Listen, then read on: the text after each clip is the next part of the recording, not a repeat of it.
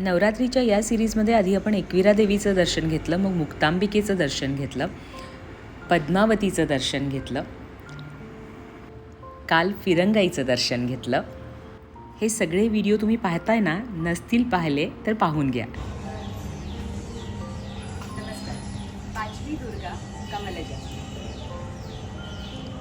नवदुर्गापैकी पाचवी दुर्गा म्हणजे कमल, वरद अभय आणि हातामध्ये कमळकळी आणि गदा धारण करणारी ही देवता नरसिंह मंदिराच्या परिसरात होती.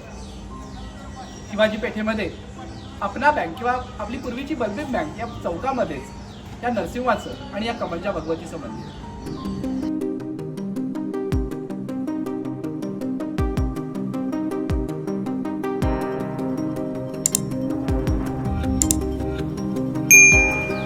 नवदुर्गातली ही पाचवी दुर्गा अर्थात भगवती कमल.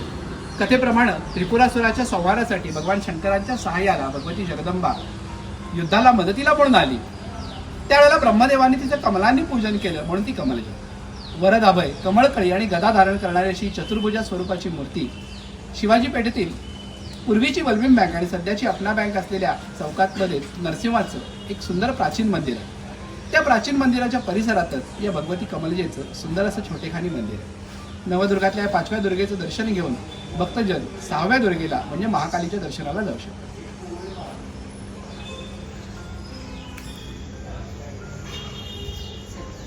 कमलजा देवीच्या दर्शनाबरोबरच ज्या देवतेचं हे मुख्य मंदिर आहे ती देवता म्हणजे नरसिंह.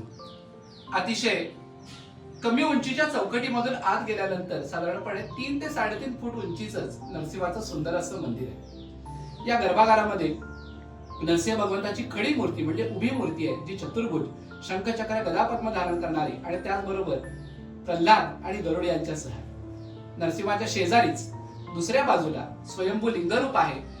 ते लिंगरूप या मंदिराच्या प्राचीनतेची साक्ष देते. असा हा नरसिंह आणि त्याच्या परिसरात असलेली, त्याच्या या प्राकार देवतेत असलेली नवदुर्गातली पाचवी दुर्गा अर्थात भगवती कमलजा.